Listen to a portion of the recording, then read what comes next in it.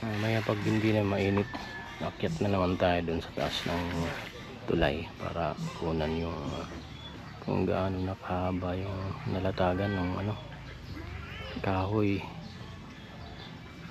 Ayan.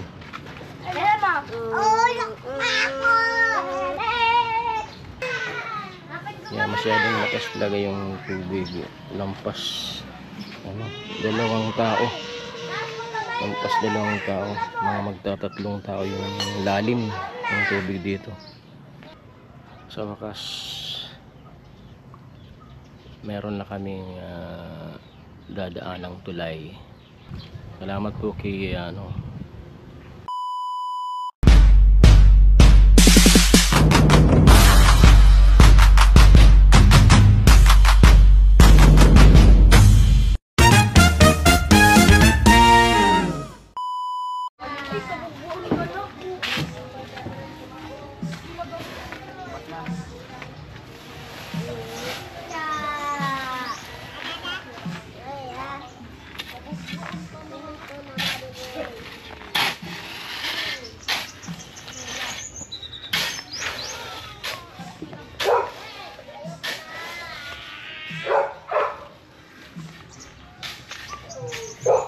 mga gawin madali lang makagol yung yung ginagawang tulay.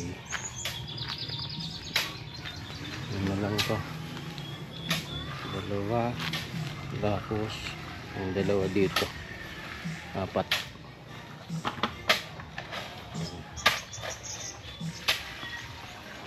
Lagi may kasamang simento. Yun ang magpapatibay sa poste ng tulay.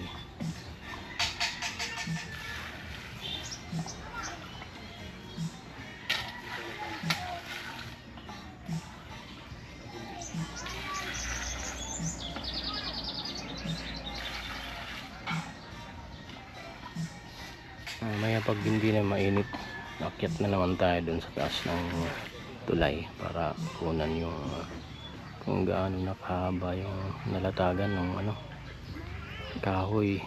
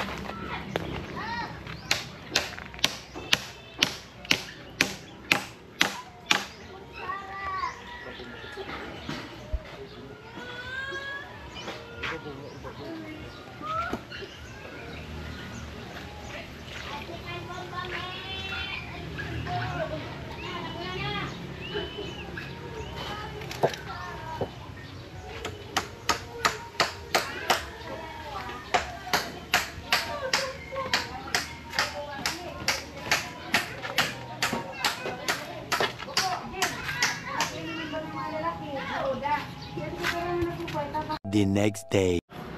Hello mga Gwenny, magandang araw. Ito na po yung last day nung paggawa ng tulay.